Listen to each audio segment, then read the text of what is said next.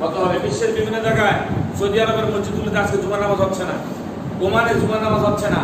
আজকে মুয়াজ্জিন আযানের সাথে সাথে বলছেন সাল্লু আলা বুয়ুতিকুম। তোমরা নামাজ পড়ো কোথায়? ঘরে। নামাজ পড়ো কোথায়? ঘরে। ডেকে ডেকে বলতেছেন, না জানি আমাদের উপরে এই বিপদ এসে যায়।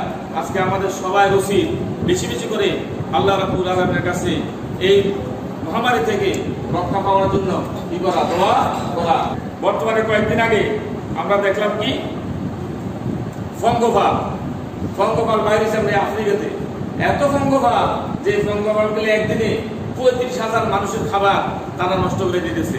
বিজ্ঞানীরা আশঙ্কা করছেন অতি সন্নিকটেই হয়তোবা আমাদের এই বিশ্বের ভিতরে খাদ্য সংকট দেখা দিতে পারে। সম্মানিত মুসলিম কারা, যে মুহূর্তে আমরা জুমার নামাজ আদায় করার জন্য মসজিদে এসেছি, বিশ্বের বিভিন্ন দেশে কিন্তু জুমার নামাজও আজকে বন্ধ হয়ে গেছে, ঠিক না? আজকে মহামারী এক ভাইরাস, এর নাম হলো করোনা ভাইরাস। কি নাম? এই করোনা ভাইরাসে আক্রান্ত হয়ে হাজারো হাজারো মানুষ পৃথিবী থেকে বিদায় হয়ে গেছে এবং লক্ষাধিক মানুষ, কয়েক লক্ষ, প্রায় 2 লক্ষ থেকে বেশি মানুষ আক্রান্ত হয়ে তারা মৃত্যুর সাথে পাঞ্জা লড়ছে। আল্লাহ যেন আমাদের সবাইকে এই মহামারী থেকে রক্ষা করে। সবাই বলেন আমিন। সম্মানিত মুসলিমেরা, এই চীনে এই করোনা ভাইরাসটা কোথেকে আসে এটা জানা দরকার আছে। এই চীনে, বিশেষ করে চীন থেকে প্রথমের উৎপত্তি। চীনের উহান শহরে একটা মার্কেট আছে, ঠিক আছে? এই মার্কেটের মধ্যে শুকুর বাজার, শুকর বাজার, কুকুর বাজার, বিড়াল বাজার, সাপ বাজার, ব্যাগ বাজার, বেজি বাজার, কথা বোঝা যাচ্ছে? এইগুলি তারা বিক্রি করে। সেই মার্কেট থেকে এই করোনা ভাইরাসের উৎপত্তি হয়েছে। চিকিৎসা বিজ্ঞানীদের ধারণা, যদি এই করোনা ভাইরাসের ভ্যাকসিন আবিষ্কার না হয়, অর্থাৎ টিকা আবিষ্কার না হয়, তাহলে এই অন্তত প্রায় 6 কোটি মানুষ এই করোনা ভাইরাসের পুরো বিশ্বের মধ্যে মারা যেতে পারে। বর্তমানে সারা বাংলা বিশ্বে প্রায় 170টা রাষ্ট্রের মধ্যে এই ভাইরাসটা আক্রমণ করেছে। ইতিহাসের পাতা উল্টালে দেখা যায় আজকে যে নতুন করে ভাইরাস আক্রমণ হয়েছে এমন না। 1720 সালে এই প্লেগে সারা পৃথিবীতে প্রায় 1 লক্ষ মানুষ মারা গেছে। 1720 সালে। ঠিক তার 100 বছর পরে 1820 সালে কলেরায় মারা গেছে প্রায় 10 লক্ষ লোক। কলেরা 10 লক্ষ লোক এই সারা পৃথিবীতে মারা গেছে। ঠিক তারে আবার 100 বছর পরে 1920 সালে স্প্যানিশ ফ্লু নামক রোগে আক্রান্ত হয়ে পুরা পৃথিবীতে প্রায় 1 কোটি লোক মারা গেছে। ঠিক এর আবার 100 বছর পরে 2020 সালে এই করোনা ভাইরাস আক্রান্ত হয়েছে। এই করোনা ভাইরাসে কত লোক মারা গেছে বা মারা যাবে এটা এখনো বলা যায় না। আপনারা শুনলে আশ্চর্য হয়ে যাবে, এই 20 সালে অনেকগুলি ঘটনা ঘটে গেছে। যেমন এই 20 সালে অস্ট্রেলিয়ায় দাবানল হয়েছে। দাবানল, সেই দাবানলে প্রায় কয়েক লাখ পশু মারা গেছে। আর 20 সালে কত মানুষ মারা যাবে সেটা আল্লাহ ভালো জানে। চীনের যে শহরে আপনার এই ভাইরাসটা আক্রমণ হয়েছিল, এটা আমরা একটা ভয়ঙ্কর রূপ লাভ করছে, যেটা আপনার প্রায় 2.5 মাসে বিশ্বের প্রায় 170টা দেশের মধ্যে এটা ছড়িয়ে পড়ছে। বাংলাদেশে পর্যন্ত প্রায় 17-18 জন আক্রান্ত হয়েছে, ঠিকই না? 1 জন মারা গিয়েছে। এই বিশ্বের সাথে তাল মিলে এই বাইরে আমাদের সরকারও কিন্তু করছে, চেষ্টা করছে। এই পৃথিবীতে আদম আলাইহিস সালাম এবং হাওয়া আলাইহিস সালাম এই অবতরণের পর থেকে আজ পর্যন্ত মানব জাতির ইতিহাসে সারা পৃথিবী জুড়ে একসঙ্গে এত বড় একটা মহামারী, এত বড় একটা আতঙ্ক আর কখনো আমাদের অনুভূত হয়েছে কিনা কি আছে সন্দেহ আছে। আপনার এক এক যুগের এক এক গজবের কথা জেনেও, এক এক দেশের এক এক কলঙ্কারী বিপর্যয়ের কথা শুনে কত মানুষ এতদিন ভাবতে পারত আমি তো এখন পর্যন্ত এরকম বিপদ আপদ থেকে রক্ষা পাচ্ছি, কি করা, এমন বিপদ আপদ থেকে আমরা বেঁচে আছি, এরকম চিন্তা মানুষের মধ্যে আছে। বর্তমান বিশ্বে এবার যে করোনা ভাইরাস আক্রান্ত হয়েছে, সারা বিশ্বের মধ্যে ক্ষমতাধর যে রাষ্ট্রগুলি আছে, ওই রাষ্ট্রের একমাত্র একবারে সবচেয়ে ক্ষমতাধর ব্যক্তি যে, আর একেবারে অনুন্নত দেশে একবারে দরিদ্র মানুষটা, দুজনেই দুটো ভয়ের মধ্যে আছে, ঠিকই না? হ্যাঁ, একবারে ক্ষমতাধর ব্যক্তি আর একেবারে নিম্ন ব্যক্তি, সে এখন কি আছে, চিন্তার মধ্যে আছে, ভয়ের মধ্যে আছে। মানুষগুলো বর্তমানে বেঁচে থাকা মানুষগুলো নিজেদের মধ্যে বিরাট অহংকার, দম্ভ এগুলির মধ্যে আছে, এবং আরেক মানুষের প্রতি জুলুম, নির্যাতন চালানোর জঘন্য লিপ্সা কিছুটা কমবে বলে মনে হয় কিনা আল্লাহ জানে। নাকি মানুষ ইবলিশের, বর্তমানে ইবলিশ শয়তান আছে না, ইবলিশ শয়তানের সার্গেট হয়ে গেছে। সার্গেট হয়ে যাওয়ার কারণে এই আচরণ শুরু করছে, আল্লাহ ভালো লাগে। হয় মানুষ ভালো হয়ে যাবে, নাই ইবলিশ শয়তানের সার্গেট হয়ে আবার অত্যাচার নির্যাতন শুরু করে দেবে। আল্লাহ তাআলা এই মানব জাতিকে, মানব গোষ্ঠীকে আল্লাহ রাব্বুল আলামিন এই পৃথিবীতে তার খলিফা হিসেবে তৈরি পাঠিয়েছেন। আল্লাহ নিজে বলেছেন, ইন্নী জাইলুন ফিল আরদি খলিফা, যে প্রতিনিধি খলিফার মর্যাদায় মানুষকে প্রতিষ্ঠিত করেছে, সেই মানুষগুলো এখন একমাত্র তার ইবাদত বন্দেগী করার জন্য আল্লাহ আমাদের পাঠিয়েছে, ঠিকই না? আল্লাহর ইবাদত বন্দেগী করার জন্য আল্লাহ আমাদেরকে পাঠিয়েছেন। কিন্তু আমরা বর্তমানে সবসময় আল্লাহ পাক ঈমানদারদেরকে রোগ ব্যাধি, তারপরে বিভিন্ন বিপদ আপদ দিয়া কি করে, তাদেরকে পরীক্ষা করে, কি করে, তাদেরকে শুধুমাত্র বিপদ আপদ দেওয়ার জন্য সৃষ্টি করেনি। ইসলামের পথ হল সত্যের পথ। কিসের পথ? সত্যের পথ, ন্যায়ের পথ, শান্তির পথ, মুক্তির পথ, আলোকিত পথ। এই আলোকিত পথ থেকে বিচ্যুত হয়ে মানুষ যখন নিশ্চিত ধ্বংসের দিকে ছুটবে, বস্তুবাদী ধ্যান ধারণার দিকে ছুটবে, বিভিন্ন নেশা, ক্যাসিনো, জুয়া, স্বার্থিক স্বার্থে মানুষ যখন ছুটবে, নারী হত্যা, শিশু হত্যা, ব্যভিচার, জেনা, অপহরণ, মুসলমানদেরকে হত্যা করা, নিধন করা, এইগুলি যখন চলে, তখন আল্লাহ রাব্বুল আলামিন বিভিন্ন রোগ শোক, বিপদ আপদ দিয়া তাদের উপরে এই বিপদ আপদ দেয়। যখন তারা আল্লাহকে ভুলে যায়, অত্যাচার শুরু করে দেয়, যেন মানুষ আবার তার ভুল বুঝতে পারে, ভুলটা বুঝে আবার যেন মানুষ কি করতে পারে, আল্লাহর পথে ফিরে আসতে পারে।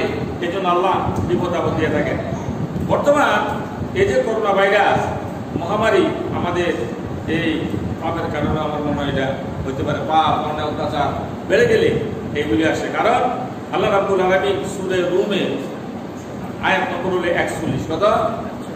41, সূরা রুমের আয়াত নম্বর 41, সেখানে বলছেন আল্লাহ রাব্বুল আলামিন, আমি অনুবাদটা বলছি, স্থলে স্থলে যেসব ফাসাদ বা অনিয়ম, বিপদ আপদ, বিশৃঙ্খলা প্রকাশ পায়, তা মানুষের নিজের হাতে কামায়। এগুলি মানুষের নিজের হাতে কামায়। আল্লাহ রাব্বুল আলামিন সূরা রুমের 41 নম্বর আয়াতে বলতেছেন, মানব জাতি পাপের কারণে রোগের প্রাদুর্ভাব হতে পারে। কাজের দুনিয়ায় কোনো মহামারী ছড়িয়ে পড়লে তাকে মহান আল্লাহ তাকদীর হিসেবে মনে করে নিতে হবে। এটা আল্লাহ পক্ষ থেকে, কার পক্ষ থেকে?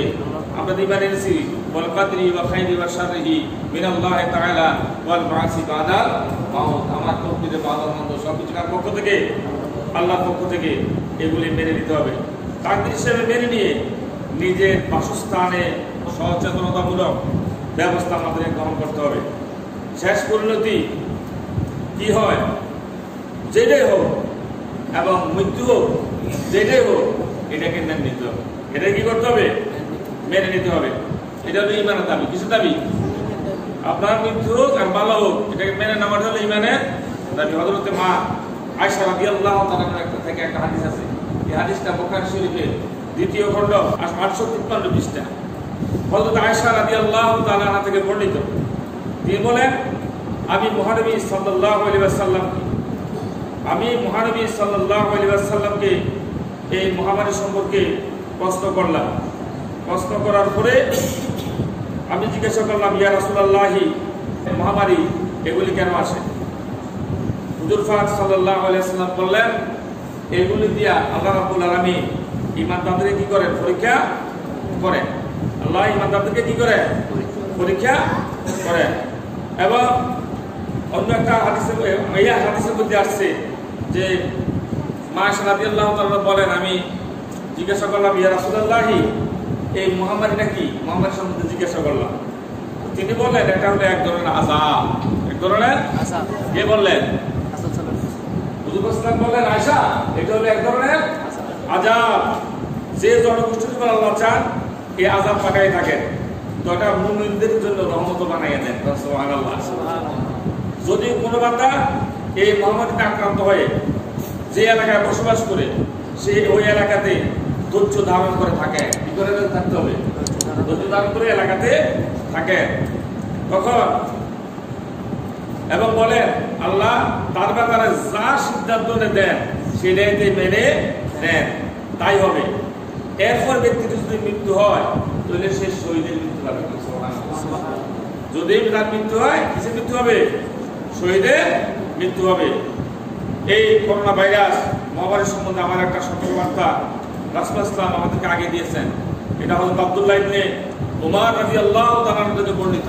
আব্দুল্লাহ ইবনে উমর রাদিয়াল্লাহু তাআলা থেকে বর্ণিত, তিনি বলেন, কোন জাতির মধ্যে যদি অশ্লীল কার্যকলাপ বেড়ে যায়, অশ্লীলতা বেড়ে যায়, বৃদ্ধি পায় এবং তারা তা প্রকাশ্য ঘোষণা দিয়ে করে, তাহলে আল্লাহ তাদের মাঝে মহামারী ছড়িয়ে দেন এবং এমন সব রোগ দেন যা ইতিপূর্বে কোনো জাতির মাঝে দেখা যায়নি। হাদিসটি ইবনে মাজাহ শরীফে বর্ণিত আছে।